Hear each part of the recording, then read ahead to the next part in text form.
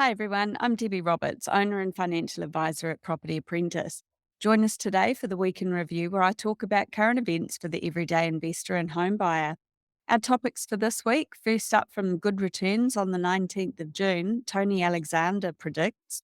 Second topic, from interest.co.nz on the 21st of June, average rent on newly tenanted homes increased by $25 a week in the year to April. Third topic, from the New Zealand Herald on the 20th of June, Trade Me data shows more than 340,000 searches for heaters over the past 2 weeks. Fourth topic, from landlords.co.nz on the 20th of June, West Coast joins the property price decline for the first time.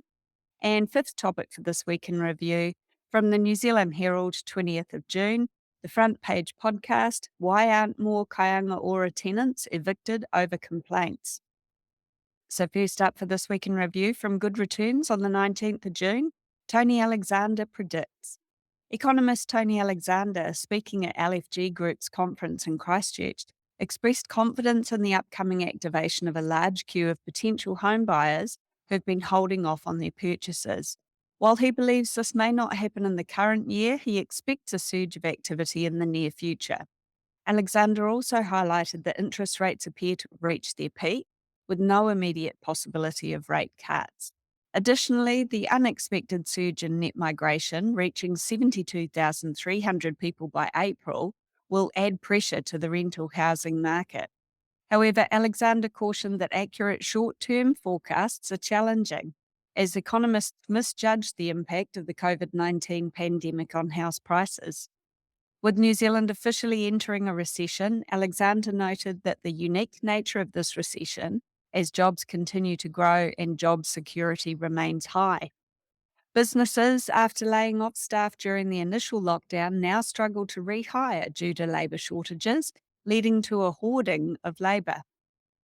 Furthermore, the construction sector is facing challenges as inexperienced individuals who entered the industry during the house construction surge are now at risk of going out of business.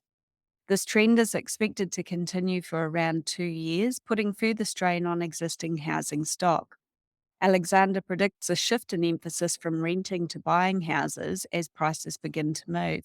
He anticipates that the housing market activity will be concentrated in major cities, while some regions may have experienced overbuilding. Second topic from this week in review, from interest.co.nz on the 21st of June, average rent on newly tenanted homes increased by $25 a week in the year to April. The residential rental market remains steady as the number of rented properties in April aligns with the typical seasonal pattern, while rents maintain the gains achieved earlier this year. According to the latest data from Tenancy Services, 11,157 tenancy bonds were received in April, slightly lower than the 11,802 received in the same month last year. Typically, bond numbers peak during summer and decline throughout the winter months. This year's figures indicate that the rental market's following this trend since January 2021. After a period of growth, rents are stabilising, with the national average rent reaching a record $575 per week in April. This represents a $25 a week increase compared to April last year. Although the average rent dropped to $560 in February and March after reaching $575 in January, it bounced back to $575 in April. The rent figures, derived from recently lodged bonds, set a benchmark for landlords when reviewing rents for existing tenants. While monthly rent data can fluctuate, the figures suggest a return to normalcy in the rental market following pandemic-related disruptions, although with slightly higher rents. If the market continues to follow seasonal trends, it's likely that the average rent will soften a bit in the middle of this year and potentially increase again during spring, aligning with rental activity and the underlying supply and demand dynamics. A more comprehensive quarterly analysis of rental activity is available through interest.co.nz's residential rent report, which we'll link in the show notes and the video description for you. If you'd like to learn more about investing in property, join me at one of our free events called How to Succeed with Property Investing in 2023. I'll discuss strategies for successful investing from my perspective as a financial advisor, available live online or in person. Check out propertyapprentice.co.nz for upcoming dates and register today. We don't sell property, so it's all about increasing your knowledge to reduce your risk. If you'd like to find out more about how we can help you to reach your financial goals, you can either attend one of our free events, because I talk about this towards the end of the session, or you can also book a no obligation phone call or meeting with my husband, Paul Roberts, via the website also. Third topic for this week in review from New Zealand Herald on the 20th of June. TradeMe data shows more than 340,000 searches for heaters over the past 2 weeks. As the cost of living takes its toll this winter, New Zealanders are turning to second-hand options to stay warm. TradeMe data reveals that over the past 2 weeks, there have been more than 340,000 searches for heating-related items, ranging from firewood to heaters. Among the top 20 trending searches, up to 15 were focused on staying warm, including merino clothing, wool products, puffer jackets, and thermals. Icebreaker in particular garnered nearly 6,000 searches since the beginning of June, outnumbering the current listings of icebreaker items on TradeMe, which stand at 1,536. Millie Sylvester, a spokeswoman for TradeMe, noted that such items experience a surge in demand during winter, and the recent cold snap has further amplified the increase in searches. Sylvester encouraged people to sell their unused warm items, stating if you have old woolen socks or unwanted thermals lying around, there are thousands of Kiwis currently searching for them. The rising costs of home heating have also prompted a fire safety message. Fire and Emergency are urging individuals to clean and inspect their chimneys to prevent unwanted fires. Also, if you haven't cleaned your chimney, then that could also void your insurance on the house. So make sure you do sweep those chimneys annually. Annually, fire crews respond to approximately 600 chimney fires throughout the country. Adrian Nacy, the Acting National Manager for Community Readiness and Recovery at Fire and Emergency, shared 3 key tips to ensure safety. Have the chimney professionally checked and cleaned, burn clean and dry wood, and cool ashes in a metal container before disposal. Nacy also emphasised the need for caution when using electrical heaters, including electric blankets. He advised maintaining a 1 metre distance between heaters and objects at all times, and checking electric blankets for hotspots before getting into bed. Fourth topic from landlords.co.nz on the 20th of June, West Coast joins the property price decline for the first time. Average asking prices for houses in the West Coast region have experienced a dip for the first time in the post-COVID property market, according to TradeMe's May Property Price Index. Despite drops in asking prices across most regions, the West Coast saw continued increases until May. The affordability of the region, with an average asking price of $409,700 in May, contributed to its resilience against market drops. However, this slight decrease of 0.1% compared to the previous year indicates the impact of increased interest rates and living costs on house sales. TradeMe's property sales director, Gavin Lloyd, noted signs of the market stabilising, with May's national average asking price falling by 10.5% compared to March and April's 10.9% declines. The average asking price decreased by $99,500 from 2022 to $850,150 after 2 consecutive months of substantial year-on-year drops. The rate of property price falls in Wellington and the Bay of Plenty, 2 buoyant markets, has slowed, suggesting a potential flattening market. In Auckland, prices are yet to ease, with the average asking price dropping $161,500 to slightly above $1 million. Supply and demand in Gisborne and Hawke's Bay were significantly affected by Cyclone Gabrielle, resulting in substantial drops in both aspects. Taranaki and Southland experienced increased supply, while Wellington's supply decreased. Christchurch apartments and larger houses saw year-on-year increases in average asking prices. According to CoreLogic's chief property economist Calvin Davidson, the property market is transitioning into 2 halves, with the first half being weak and the second half expected to be more stable or even showing gentle rises. Factors such as decreasing listings, peaking mortgage rates, strong employment, soaring migration, and eased credit conditions contribute to the end of the housing downturn. Yay! However, a sharp upturn is unlikely as mortgage rates are expected to remain higher, putting pressure on housing affordability.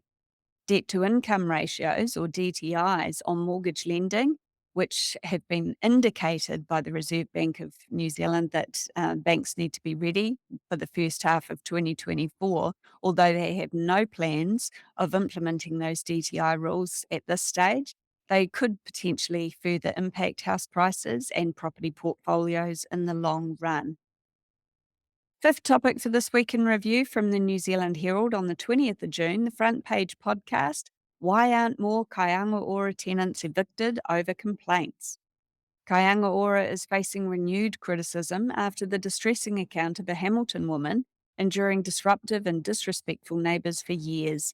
This incident adds to a series of similar stories spanning years, highlighting the plight of neighbours subjected to abuse, aggression, and antisocial behaviour. Despite receiving over 10,000 complaints in a recent 14-month period, Kainga Ora has only terminated 2 tenancies during that time. This has triggered the ACT Party to hit out at the government, claiming it's only interested in protecting those causing the chaos. Nick Mailing, the General Manager of National Services at Kainga Ora, acknowledges that not all complaints are serious, with approximately 85% related to minor issues like car noise, visitor frequency, or lawn maintenance. Mailing emphasises that there are established complaint processes and eviction is pursued in only severe cases. Moreover, about 90% of tenants had no complaints at all, and only 3% of tenancies received multiple complaints. Interestingly, that 3% is about the same percentage of tenants who were given 90-day notice without needing to state the reason prior to the removal of this with the reforms to the Tenancy Act, which resulted in that removal of what became known as the 90-day no-cause terminations. Lane Nichols, the Deputy Chief of News at New Zealand Herald, reminds us that the observed antisocial behaviour often stems from underlying problems such as mental health issues, addiction, intergenerational poverty, and domestic violence. Simply evicting tenants won't solve these complex issues. It can lead to homelessness or just relocating the problems elsewhere. Addressing the root causes requires a comprehensive approach. However, in my opinion, it is also unfair to expect innocent neighbours of antisocial Kainga Ora tenants to continue to suffer the effects of no consequences for inappropriate and sometimes dangerous or threatening behaviour. Can you just imagine the fallout if a private landlord told a neighbour that if they didn't like it, they could move? In a separate article from the New Zealand Herald released on the 13th of June, opposition MPs are fuming after revelations that just 3 people had been evicted from state housing for bad behaviour, despite a promised government crackdown. National's housing spokesman, Chris Bishop, said that with more than 25,000 people on the wait list, those who abuse the system should face consequences. My opinion is that with the government stating that they're a landlord of last resort, I'd love to know who they think should be the first resort as a landlord for tenants, bearing in mind that a third of our population lives in rental accommodation and private landlords or trust house about 80% of all of the tenants in this country. Yet the government appears to see private landlords as a problem that needs to be fixed. We are, in fact, the solution, not the problem. Not to mention that private landlords don't cost New Zealand taxpayers a cent, which is something that can't be said about Kainga Ora, emergency housing, or community housing providers. Did you hear about the Tenancy Tribunal ruling which resulted in Kainga Ora paying $3,000 of our tax-paid money to another Kainga Ora tenant who's the neighbour of a problematic Kainga Ora tenant? And to add insult to injury, it's the second time they'd had to make payment to the same tenant within just over 12 months. So $3,000 was the latest one. The first payment was for $5,000 because the Tenancy Tribunal ruled that the agency had failed to take all reasonable steps to stop the neighbour's disruptive behaviour. I'll put a link to that article in the show notes for you too.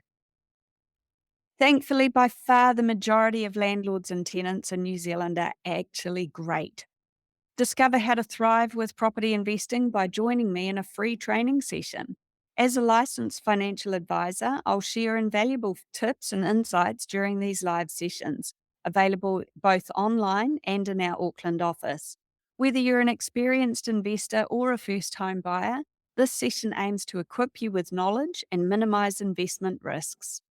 Our free How to Succeed with Property Investing in 2023 events are interactive training sessions that encourage questions and provide expert guidance, completely free from any sales pressure. We prioritize delivering accurate information and the most effective strategies tailored to your success, since we don't sell properties ourselves. To secure your spot, visit our website at propertyapprentice.co.nz. Alternatively, you can schedule a no obligation phone call or meeting with my husband, Paul Roberts, through our website as well. That's propertyapprentice.co.nz. Grab hold of this opportunity to gain valuable insights into successful property investing. Thanks for listening, and we look forward to seeing you in our next episode.